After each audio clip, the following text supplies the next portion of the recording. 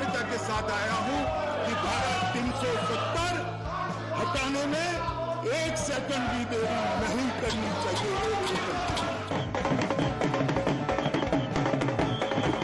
1 second कदम बढ़ाओ।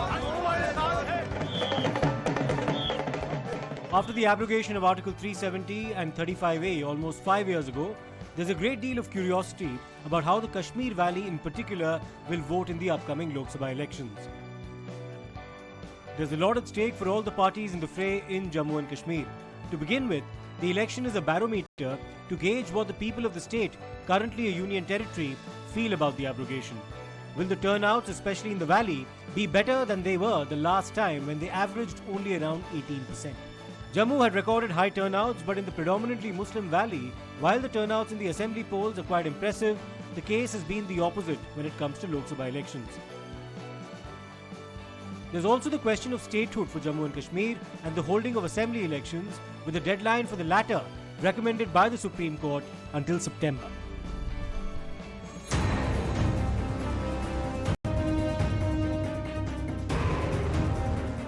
Times Now's Pragya Kaushika travelled to Baramulla, which votes on the 20th of May, to gauge the mood on the ground. And it's a high-stakes battle here involving Omar Abdullah, the former Chief Minister of Jammu and Kashmir, representing the National Conference, and Sajjad Lone, a former minister who's contesting for the J&K People's Conference. In this multi-pronged fight, the PDP, which is the People's Democratic Party, has fielded Fayaz Ahmed Mir, and there's a jailed politician, Sheikh Abdul Rashid, or Engineer Rashid, also contesting. Few years back, National Conference Vice President Omar Abdullah from this very Hindwara had challenged Prime Minister Narendra Modi and Mr. Amit Shah to abrogate 370. Today, in 2024, we are standing in Union Territory Jammu and Kashmir.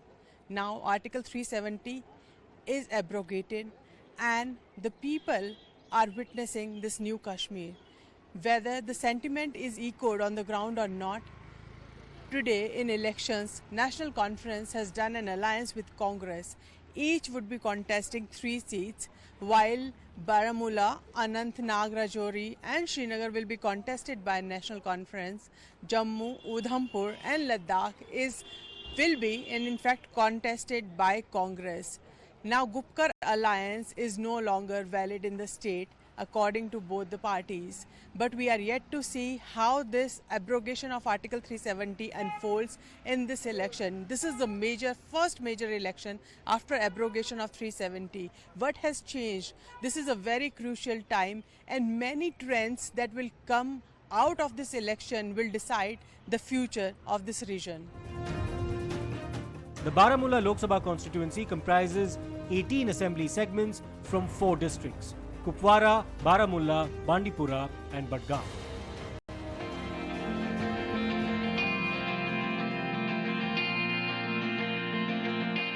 When we met Omar Abdullah, who spent almost 8 months under house arrest following the abrogation of Article 370, he was sitting close to his breakfast table in Kupwara listening to old Hindi songs. Pragya Kaushika then spoke to him about a whole host of issues. One of the major elections after abrogation of 370. How do you look at this? Has anything changed from what it was and what it is now? Everything has changed. Aside from, as you mentioned, the first major election after 5th August 2019. This is the first election we're fighting as a union territory. This is the first election that has been fought in a territory that was a state and was downgraded. Normally, you've seen that union territories have been upgraded to states. We, for reasons best known to the government, were downgraded from a state to union territory. But that aside, this is also the first election after delimitation. So all the constituencies that we are campaigning in, whether it be parliamentary or assembly, they've all been altered. Their boundaries have been redrawn. Therefore, for us, this is also an important opportunity to understand voting patterns, to see how the constituencies will respond. So, in a nutshell, yes, everything is different. Nothing is the same for us. But the government is saying this is Naya Kashmir. Do you see that Naya Kashmir here? Well, Because we had seen parts of You'll Srinagar. get a chance to roam around. You'll see for yourself. I mean, I think it's important to understand or try and at least work out in what respect is this Naya Jammu Kashmir? What has changed for the better? Omar Saab, every political party say that we don't want to bring in religion in politics, but that never happens. And speaking exclusively to Times Now, Prime Minister Narendra Modi made a very pertinent statement. He said, "ना मैं इस्लाम के खिलाफ हूँ, ना मैं मुसलमान के खिलाफ हूँ. It is not my duty to do that. My schemes are for everyone and for everyone to see that these schemes have gone to everyone across religion, across section of society." Look, no government can make schemes that are exclusively focused on a religion. Please point out to me a scheme of the Dr. Manmohan Singh government that was exclusively for a religion, whether it be the Mahatma Gandhi Narega scheme or the electricity reforms, or there are numerous schemes of the Dr. Manmohan Singh government that I can cite for you. None of them had a religious focus. They were not exclusively targeted at any particular community, or were they meant to exclude a community. I'm not judging the Prime Minister's schemes because, as I said, a government can't set up schemes excluding people. But how do you reconcile the speeches, the Mangal Sutra speech? What was that? Was that not exclusively targeted at Muslims? The speeches where he talks about jinke bacche zyada hain. What is that? Why? That is the question. Why is he not our Prime Minister when it comes to choosing ministers? Why is he not our Prime Minister when it comes to selecting mandates for the elections? One of the main reasons why the BJP did not contest the 3 seats in the valley is because they didn't want to give Muslims mandates. Otherwise, this whole argument of yours, Naya Jammu Kashmir, it completely falls apart when I ask you, then why does the BJP not have candidates in Baramulla, Srinagar and Anantnag? If everything is so great and this Naya Jammu Kashmir has been formed and people are so happy, there is no boycott, there is no threat, there is nothing, then why is the BJP fighting behind proxies from here? Why? If in 2019 the BJP had candidates in all 3 seats, why not in 2024? But do you believe the same goes for NC also? Because you are in alliance with Congress in Jammu and Kashmir. Now, Congress has been given seats from Jammu, Udhampur and Ladakh to contest. Why couldn't NC candidate have fought on those seats? Look, you obviously fight from the areas where you have strength. Our strength lies in Jammu and Kashmir, in the 3 seats of the valley. In all probability, we could have won the seat in Kargil as well. But then that would have been an unfair seat sharing arrangement. Okay. Our idea was to fight. And look, again, the comparison you're making is of an open alliance versus a tacit or a secret one. We have openly said we are part of the India bloc. We have openly said that we are sharing seats. We are not hiding it. Why doesn't the BJP then openly say that they are supporting Sajad Lone in Kupwara? Why don't they openly say they are supporting Altaf Bukhari Saab's party in Srinagar? Why don't they openly say that they are supporting Manhas as the candidate in South Kashmir, along with trying to put some votes for Mehbooba in Rajouri and Poonch? So you would say BJP and Prime Minister are anti-Modi given the kind of speeches that he's making? I'm not saying, I'm not the one who's, I'm not sort of saying anything. I'm only quoting the speeches and asking people what they feel about it. And what they feel is very apparent. And you think that abrogation you had, because I was listening to one of your speeches that you gave in Hindwada, and you said that I challenge Prime Minister Narendra Modi and Amit Shah to implement this abrogation and nullification of Article 370. And post that happened.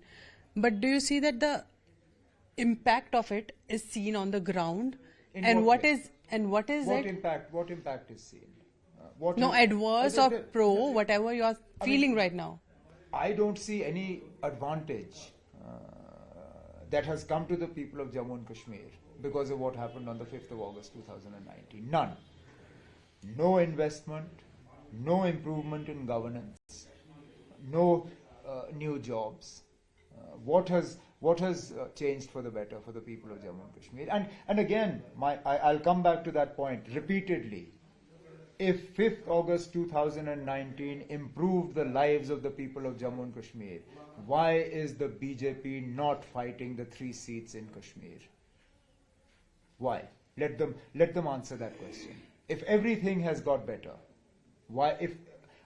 It's natural politics. If I have improved the lives of people, I would like to prove that I have done it. Why would I shy away? But do you think that the debate over 370 is settled? Now the Supreme Court, in fact, has given a verdict on it. But you are also promising that when government comes to power, Pragya, it can be reversed. Can it be possible? of course, why not? Home Minister says it can't be. Let him say that. That's his opinion. My opinion is different. So you are saying it's struggle.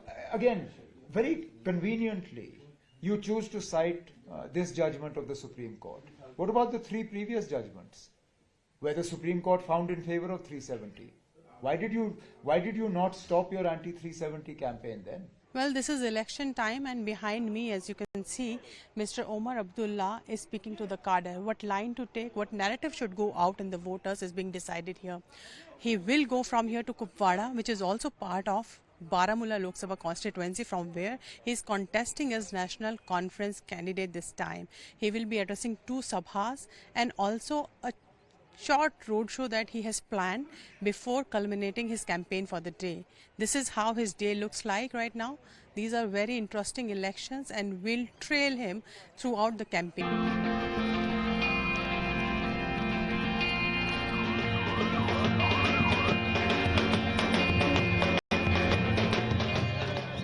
The conversation continued with Omar Abdullah.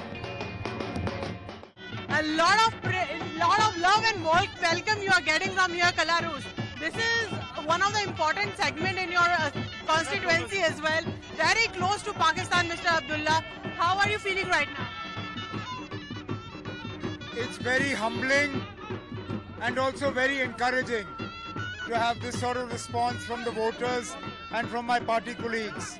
And obviously, it increases my sense of responsibility to live up to this sort of love and this sort of expectation. Farooq Abdullah has also said, when asked about POK, he said Pakistan ne chudiyan nahi pehni hai. BJP is saying that looks like more like that you are sympathizing with the Pakistan. I have nothing to say with all that. And also you are in alliance with Congress here. Now everyone is saying, because one of the Congress senior leaders have said that Pakistan had no role to play in Mumbai attacks. Now Prime Minister is attacking him, saying ye rishta kya kehlata hai? I have no idea about that statement. It's a Congress statement. Why are you asking me? So because Congress is also your ally here. Look, Congress is not answerable for National Conference. I don't expect Congress to answer for National Conference's statements. The same way I'm not answerable for what the Congress says. I'm answerable for what I say. I'm answerable for what National Conference says. That's it. Coming to statehood, Mr. Abdullah, you always said that we should get statehood. Home Minister also on the floor of the Parliament said that statehood will be given to Jammu and Kashmir. Once the election is over, will you mount pressure on centre to ensure that there are elections and the statehood is delivered here? I would like to know first why statehood was taken away from Jammu and Kashmir. What was the reason? I can still understand as far as 370 is concerned, it was part of BJP's political agenda. But what was statehood and UT? It was nobody's agenda. So why was Jammu and Kashmir reduced to a union territory? What benefit did we get from becoming a union territory? Obviously none. That's why now they're promising restoration of statehood. And of course we'll push. But statehood is not our agenda. Statehood is BJP's agenda. Our agenda is what was taken away from us on 5th August 2019.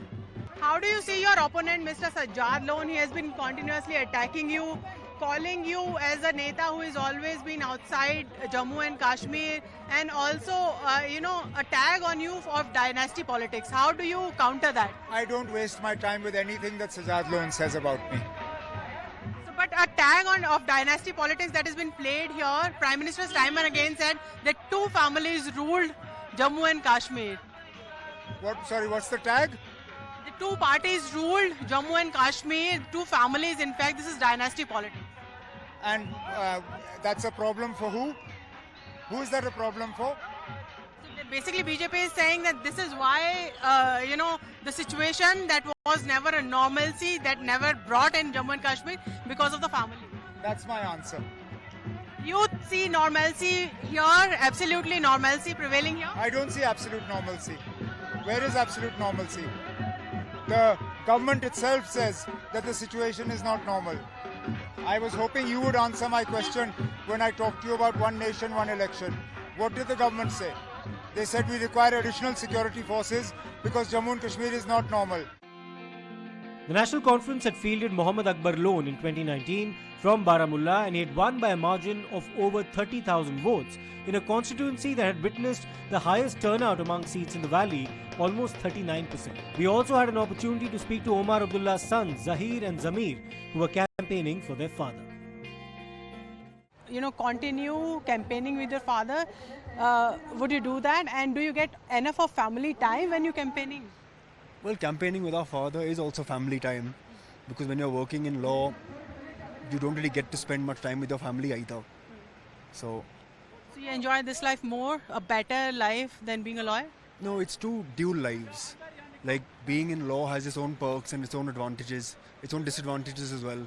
And as contrasting with politics and helping out in a campaign, which also has its own advantages, its own perks, and its own inherent disadvantages. Do you also give suggestions to your father when you come back after night having campaigned with him?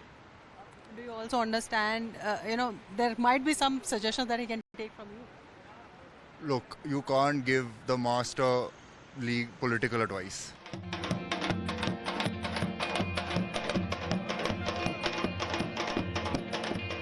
During his rally, Omar Abdullah was critical of the Election Commission for restrictions that he claimed were unreasonable. Most recently, following a letter written by him to lift certain restrictions for the upcoming campaign in Sopore, the request was granted by the district administration with certain conditions. I am in Kupwara today. This falls under Baramulla Lok Sabha constituency. Here the candidates are Omar Abdullah for National Conference, Sajjad Lone from People's Conference, and also Fayaz Mir of PTP. While if you speak to Omar Abdullah, the three candidates are in strict tug of war. Omar Abdullah says his fight is not with either of them. His fight is with the BJP. Why so? Because he thinks that Sajjad Lone is also a proxy of BJP, which Sajjad Lone and BJP both deny. However, when you speak to people and when they speak to people, irrespective of the parties, there are also those religious sentiments that were stoked in every speech. We were at a Jalsa in Kalaroos, where Omar Abdullah spoke about Gujarat Rao, to where the students were thrashed during namaz, to someone who was kicked in Delhi while offering namaz, to Hijab Rao of Karnataka. While they say that they want to focus their attention only on Kashmir, inheritance tax Rao also made to the public speeches. This is how they are stoking the sentiment of voters. And how will voters vote? Whether these sentiments are running high in them, or they are looking at Naya Kashmir that the central government, obviously BJP government, is promising them, or they are looking at the future generations as Prime Minister appealed to them. Before we left Jammu and Kashmir, we stopped in Srinagar, the capital, and spoke to some people to see if there's a perceptible change in their minds either about their voting preferences or the impact of the abrogation of Article 370. Well, this used to be a protest site at one time, but now, as you can see, there's so much hustle bustle. It seems that life has returned to this particular area. People who are visiting Kashmir, they say that they have new experiences. They are witness to the Naya Kashmir that the government, central government, has promised, and say that there are things that have changed after abrogation of 370. कहाँ से आए हैं? मैं लद्दाख से, और लद्दाख में district Kargil से मैं यहाँ आया हूँ। यहाँ पर कुछ ट्रीटमेंट के उस पे आया है। चुनाव चल रहा है? चुनाव बड़े जोरों पे चल रहा है। वहाँ पर तो बहुत सारे वोट देने के लिए जाते हैं। कम से कम 85% तक भी वहाँ पर वोट कास्ट होते हैं हर साल। इस साल भी उम्मीद है कि हम सब मिल के वोट कास्ट करेंगे पूरा अपना इंडिया के लिए, अपना हिंदुस्तान के लिए। आप भी लद्दाख से आए हैं? आप पहले भी आते रहे श्रीनगर? श्रीनगर हम छोटे वक्त से आते रहे। छोटे वक्त से कुछ बदलाव लग रहा है श्रीनगर में? श्रीनगर में पहले से बहुत बदलाव आया है। क्या क्या बदलाव आया है? अभी ज़्यादा फ्रीडम लग रहा है। ज्यादा फ्रीडम लगता है? पहले से बेस्ट है। पहले से बेस्ट है? बेस्ट है। ऐसा नॉर्मल सी लग रही है बहुत? जहाँ भी बैठे मतलब कोई चिंता की ज़रूरत नहीं है आजकल। कोई चिंता की जरूरत नहीं। आपके यहाँ भी इलेक्शन है? हमारे वहाँ पे भी इलेक्शन है। वोट डालेंगे? वोट डालेंगे ज़रूर। और क्या मुद्दा रहेगा जिसके लिए वोट डालेंगे? ज़्यादातर तरक्की और स्टूडेंट के मुद्दा ही रहेगा। मुद्दा स्टूडेंट्स के लिए? स्टूडेंट्स का बहुत प्रॉब्लम है वहाँ पे, क्योंकि अच्छे कॉलेज नहीं है, अच्छे मेडिकल इंस्टीट्यूट नहीं है, उसका मुद्दा ज़्यादा रहेगा। कैसा लग रहा है श्रीनगर का ये वाला लाल चौक? बढ़िया बढ़िया। बढ़िया? हाँ मैम। पहले से बढ़िया या अभी बढ़िया? नहीं, पहले से बढ़िया है। पहले से बढ़िया हो गया। क्या क्या चेंजेस लग रहे हैं आपको यहाँ श्रीनगर के लाल चौक में? लाल चौक में बहुत कुछ। बहुत टूरिस्ट आ रहा है? हाँ, बहुत टूरिस्ट आ रहा है। बिजनेस अच्छा चल रहा है? हाँ, बढ़िया चल रहा है। तो अब की बार क्या मुद्दे हैं चुनाव के? चुनाव के हमारे तक वोट है, हम वोट डाल सकते हैं। मुद्दा डेवलपमेंट, इकोनॉमी, क्या मुद्दे रहेंगे? क्या बोल सकते हैं अभी? खुश हैं आप डेवलपमेंट? हम खुश हैं। हाँ। These are the people who are voters in Srinagar, and they say that they have seen the change, in fact, Naya Kashmir, that most of the political parties say that it is not on the ground. They deny looking at this Naya Kashmir. All eyes are now on Jammu and Kashmir.